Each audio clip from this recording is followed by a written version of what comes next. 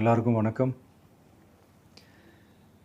இந்திய அரசியல் சாசனம் நம்ம தமிழ்நாட்டில் இருக்கிற எல்லாருக்குமே கொடுத்துருக்கிற உரிமையில் ரொம்ப ரொம்ப முக்கியமானது ஓட்டிங் ரைட், வாக்குரிமை. ஒரு மனுஷன் உயிரோடு இருக்கான்றதுக்கு அடையாளமாக இருக்கிறதுல அவனோட ஓட்டுரிமை ரொம்ப முக்கியம். அதனால தான் voting is not only our right but also our life. ஒரு முக்கியமான விஷயத்தை பற்றி இப்போ நான் உங்ககிட்ட ஷேர் பண்ண போகிறேன். இது நான் ஃபஸ்ட்டு கேள்விப்பட்ட உடனே எனக்கே ரொம்ப ஷாக்கிங்காக தான் இருந்தது. இப்போ நான் பேசிகிட்டு இருக்கிற இந்த நேரத்தில் தமிழ்நாட்டில் இருக்கிற நம்ம யாருக்குமே ஓட்டு போடுற உரிமையே இல்லைன்னு சொன்னால் நம்புவீங்களா? நான் நீங்கள் உட்பட யாருக்குமே அது இல்லை. நான் பயமுறுத்துறேன்னு நினைக்காதீங்க, அதுதான் நிஜமும் கூட. கொஞ்சம் ஏமாந்தால் நம்மளை மாதிரியே இன்னும் லட்சக்கணக்கான பேருக்கும் இதே நிலைமை தான். ஓட்டு போடுற அந்த உரிமையே இல்லாத மாதிரி ஒரு நிலைமை வந்தாலும் வரலாம். இதுக்கு மெயின் ரீசன் அந்த எஸ்ஐஆர், ஸ்பெஷல் இன்டென்சிவ் ரிவிஷன், சிறப்பு தீவிர திருத்தம். இப்போது இந்த எஸ்ஐஆர் நம்ம தமிழ்நாட்டில் எப்படி ஒர்க் ஆக போகுது? கடந்த ஜனவரி மாதம் எடுத்த அந்த கணக்கெடுப்பில் 6,36,00,000 வாக்காளர்கள் நம்ம தமிழ்நாட்டில் இருக்கிறாங்க. ஆனால் அவங்க யாருக்குமே இந்த ஓட்டு போடுற உரிமையே இல்லை. அந்த பிஎல்ஓன்னு சொல்லுவாங்க, பூத் லெவல் ஆஃபீஸர்ஸ், வாக்குச்சாவடி நிலை அலுவலர். அவங்க தான் வீடு வீடாக போய் அந்த ஃபார்மை கொடுப்பாங்க. அதை நம்ம ஃபில்அப் பண்ணி கொடுக்கணும். அதை தேர்தல் ஆணையம் அதை எடுத்துகிட்டு போய் அதை ஸ்க்ரூட்டினைஸ் பண்ணி அது எல்லாமே கரெக்டாக இருக்கான்னு செக் பண்ணி பார்த்ததுக்கப்புறம் அந்த வாக்காளர் பட்டியலை வெளியிடுவாங்க. அந்த வாக்காளர் பட்டியலில் நம்ம பேர் இருக்கணும், அப்போ தான் நம்மளால் ஓட்டு போட முடியும். அந்த புது பட்டியல் வர்ற வரைக்கும் நம்ம வாக்காளர்களான்றது அது உறுதியே செய்ய முடியாது. இன்கேஸ் அந்த புது பட்டியலில் நம்ம பேர் இல்லைன்னா அது ஒரு தனி ப்ராசஸ், அது ஒரு தனி ஃபார்ம், அது ஒரு தனி கிளைம்ன்ற மாதிரி அது ஒரு வேறு வேலை.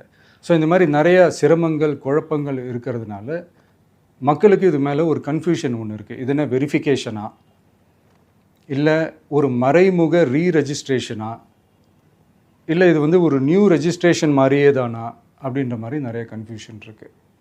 அவங்க செய்ய வேண்டியதெல்லாம் ஒன்று தான்.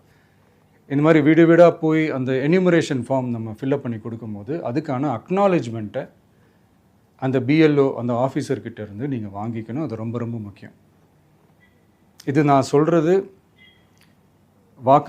வாக்காளர் பட்டியலில் ஆல்ரெடி உங்கள் பேர் இருக்கிறவங்களுக்கு நான் சொல்கிறேன். இப்போ புது வாக்காளர்கள், ஃபஸ்ட் டைம் ஓட்டர்ஸ், அவங்களுக்கு ஃபார்ம் 6ன்னு ஒன்று இருக்குது. அதை நீங்கள் ஃபில்அப் பண்ணி நீங்கள் உங்கள் ஏரியாவில் இருக்கிற சம்மந்தப்பட்ட அந்த உங்கள் அலுவலகத்தில் நீங்கள் டைரெக்டாகவும் சப்மிட் பண்ணலாம், இல்லை நீங்கள் ஆன்லைன்லேயும் சப்மிட் பண்ணலாம். அப்படி ஆன்லைனில் நீங்கள் சப்மிட் பண்ணிங்கன்னா அதுக்கான ஸ்க்ரீன்ஷாட் எடுத்து வச்சுக்கோங்க. ஃபோனில் மெசேஜ் வரும், அதை சேவ் பண்ணி வச்சுக்கோங்க. அப்ராடில் இருக்கிறவங்க கூட அந்த எஸ்ஏஆர் ஃபார்மை டவுன்லோட் பண்ணி நீங்கள் அதை ஃபில்அப் பண்ணி சப்மிட் பண்ணலாம். அதுக்கான அக்னாலேஜ்மெண்ட்டை வாங்கி வச்சுக்கோங்க. ரொம்ப முக்கியமாக உங்களோட பிஎல்ஓ அந்த ஆஃபீஸர் யாருன்னு தெரிஞ்சு வச்சுக்கோங்க. இந்த தேர்தல் ஆணையம் அந்த வெப்சைட்டில் போனீங்கன்னா அந்த பர்டிகுலர் பிஎல்ஓ ஆஃபீஸரோட ஃபோன் நம்பர் கூட நீங்கள் எடுத்து வச்சுக்கலாம். இன்கேஸ் உங்களை யாரும் ரீச் பண்ணலை இல்லை உங்களுக்கு அந்த ஃபார்ம் கிடைக்கல அப்படின்னா நீங்கள் அவரை காண்டாக்ட் பண்ணி அந்த ஃபார்மை வாங்கி நீங்கள் ஃபில்அப் பண்ணி நீங்கள் சப்மிட் பண்ணலாம். ரொம்ப முக்கியமாக அதுக்கான அக்னாலேஜ்மெண்ட்டை வாங்கி வச்சுக்கோங்க. இது எல்லாமே சரியாக செஞ்சாலும் இந்த எஸ்ஐஆர் மேலே சில டவுட்ஸ் இருக்குது. அது என்னென்னா, இந்த 6,36,00,000 வாக்காளர்களுக்கு ஒருத்தர் விடாமல் இந்த ஒரே மாதத்துக்குள்ளே எப்படி எல்லாருக்குமே அந்த ஃபார்ம் போய் ரீச் ஆகும்? ஒன்று. ரெண்டாவது, நீங்கள் வரும்போது வீட்டை பூட்டிட்டு வேலைக்கு போயிட்டு என்ன பண்ணுறது? இப்போ நீங்கள் வருவீங்கன்றதுக்காக வேலையெல்லாம் விட்டுட்டு வீட்டுக்குள்ளேயே உட்காந்துட்ருக்கணுமா? ஸோ இதில் மெயினாக பாதிக்கப்பட போகிறது உழைக்கிற மக்கள், ஏழைகள், வேலைக்கு போகிற பெண்கள். இவங்களுக்கு யார் கரெக்டான அந்த பதில் சொல்ல போகிறது? ஒரு நியாயமான எஸ்ஐஆர்னால் என்ன நடக்கணும்? இப்போது இறந்து போனவங்களை மார்க் பண்ணி அதுலேருந்து டிலீட் பண்ணணும். இப்போ போலி வாக்காளர்கள் இருந்தாங்கன்னா அவங்கள மார்க் பண்ணி டிலீட் பண்ணணும். இப்போ ஆல்ரெடி ஓட்டு இருக்கிறவங்களுக்கு எதுக்கு இந்த ரெஜிஸ்ட்ரேஷன் என்ற பேரில் இவ்வளவு குழப்பங்கள் அப்படின்றது தான் எங்கள் கேள்வி. இப்போ புதுசாக வர வாக்காளர்களையோ இல்லை ஓட்டு இல்லாதவங்களையோ சேர்த்தா பத்தாதா? இப்போ ரீசெண்டாக நடந்த இப்போ எலெக்ஷன் 2021, 24 எப்படி எல்லாருமே ஓட்டு போட்டோம்? அதில் ஓட்டு போட்டவங்க கூட இப்போ புதுசாக ரெஜிஸ்டர் பண்ணணும்னா அது ஏன் அந்த கன்ஃபியூஷன் அப்படின்றதான் நாங்கள் கேட்குறோம். அதனால தான் நாங்கள் எஸ்ஐஆரை எதிர்க்கிறோம். இப்போ புதுசாக சில கம்ப்ளைண்ட்ஸ்லாம் வர ஆரம்பிக்குது. அது என்னென்னா முக்கியமாக நம்மளுடைய டிவிகே தோழர்களுக்கு அந்த ஃபார்ம் கிடைக்க மாட்டேங்குது, கொடுக்க மாட்டேன்றாங்க அப்படின்ற சில கம்ப்ளைண்ட்ஸ். இது யார் பண்ணுறாங்க அப்படின்றது நான் தான் சொல்லி தெரிய வேணும்னு ஒன்றும் அவசியம் இல்லை உங்களுக்கு. இப்போ இருக்கிற ஆட்சியாளர்கள் அவங்களுக்கு கைப்பாவையாக இருக்கக்கூடிய சில பேர் இதை செய்ய ஸ்டார்ட் பண்ணியிருக்கிறாங்க. அதனால் மைடியர் வர்ச்சுவல் வாரியர்ஸ், இதை சாதாரணமாக எடுத்துக்காதீங்க. இது எல்லாருக்குமே அந்த ஃபார்ம் போய் ரீச் ஆகணும். இதில் ரொம்ப உறுதியாக இருங்க. அதையும் மீறி உங்களுக்கு அந்த ஃபார்ம் கிடைக்கலன்னா இருக்கவே இருக்கும் ஆன்லைன். தேர்தல் ஆணையம் அந்த வெப்சைட்டில் போய் அந்த ஃபார்மை டவுன்லோட் பண்ணி நீங்கள் ஃபில்அப் பண்ணி சப்மிட் பண்ணலாம். உங்கள் வீட்டில் இருக்கிறவங்களுக்கு நீங்கள் செஞ்சு கொடுங்க, பக்கத்து வீட்டில் இருக்கிறவங்களுக்கு செஞ்சு கொடுங்க, தெரிஞ்சவங்களுக்கு, தெரியாதவங்களுக்கு, பழகினவங்களுக்கு, பழகாதவங்களுக்கு எல்லாருக்குமே நீங்கள் தயவு செஞ்சு கொடுங்க.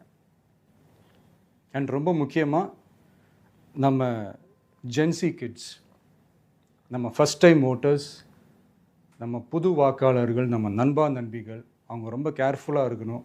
நான் ஆல்ரெடி சொன்ன மாதிரி உங்களுக்கான ஃபார்ம், அந்த ஃபார்ம் நம்பர் 6, அதை கரெக்டான டீட்டெயில்ஸோட கரெக்டான உங்கள் டாக்குமெண்ட்ஸை வச்சு அதை சப்மிட் பண்ணுங்கள். ஏன்னா வரப்போகிற தேர்தலில் நீங்கள் தான், அந்த ஜென்சி வாக்காளர்கள் தான் மிக முக்கியமான ஒரு ஃபோர்ஸ் அப்படின்றது எல்லாருக்குமே தெரிஞ்ச ஒரு விஷயம். அதனால் உங்களை டிஸ்டர்ப் பண்ணுறதுக்கு, உங்கள் பேரை அதில் இன்க்ளூட் பண்ணாமல் செய்கிறதுக்கு என்னென்ன வேலைகள் செய்யணுமோ, என்னென்ன தில்லுமுள்ளு வேலைகள் செய்யணுமோ எல்லாமே அவங்க செய்வாங்க. இது நமக்கு எல்லா திசையிலையும் எல்லா பிரச்சனைகள் கொடுத்துட்டு தானே இருக்கிறாங்க. அது டிஃபால்ட்டாக நடந்துட்டு தான் இருக்கும், அது ஒன்றும் பண்ண முடியாது. ஸோ அந்த மாதிரி ஓட்டு போடுற விஷயத்துலேயும் அவங்க என்ன உத்தரமராக மாறவா போகிறாங்க? இப்போ நான் சில மீட்டிங்ஸ்லலாம் ரிப்பீட்டடாக ஒரு விஷயம் நான் சொல்கிறேன்ல, 2 பேருக்கு நடுவில் தான் போட்டி அப்படின்ட்டு. அது மேடைக்கு மேடை அவங்க அதை ப்ரூவ் பண்ணிகிட்டு இருக்கிறாங்க. அதனால் தோழர்களே, வரப்போகிற தேர்தலில் நம்ம யாருன்னு காட்டணும், நம்ம பலம் என்னன்னு காட்டணும். அதுக்காக அந்த பலமான, அந்த பவர்ஃபுல்லான ஆயுதத்தை நம்ம கையில் எடுக்கணும். அந்த ஆயுதம் வேறு எதுவுமே இல்லை, ஓட்டு, வாக்கு, ஜனநாயகம். அது இருந்தால் தான் நம்ம அந்த வெற்றியை நோக்கியே நம்மளால் பயணிக்க முடியும். தமிழ்நாடே அந்த வாக்குச்சாவடி முன்னாடி திரண்டு நிற்கணும். அதை பார்த்துட்டு தமிழ்நாடே தமிழக வெற்றி கழகமா இல்லை தமிழக வெற்றி கழகம் தான் தமிழ்நாடா அப்படின்ற மாதிரி இருக்கணும். வீடுன்னு ஒன்று இருந்தால் தான் ஓடு மாற்ற முடியும்னு அறிஞர் அண்ணா அவர்கள் சொல்லியிருக்கிறாங்க. அந்த மாதிரி ஓட்டுன்னு ஒன்று இருந்தால் தான் இந்த நாட்டையே காப்பாற்ற முடியும்.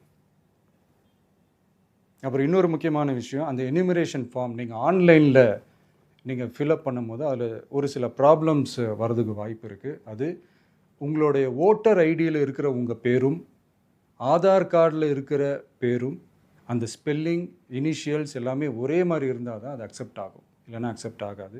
அது கொஞ்சம் கேர்ஃபுல்லாக பண்ணுங்கள். அது கொஞ்சம் யூசர் ஃப்ரெண்ட்லியாக இருக்கலாமேன்னு கேட்டதுக்கு அதெல்லாம் முடியாது, அதுக்கெலாம் வாய்ப்பு இல்லை, அதுக்கெலாம் ஆளுங்க இல்லை, பண்ண முடியாதுன்னு ரிப்ளை பண்ணிட்டாங்க.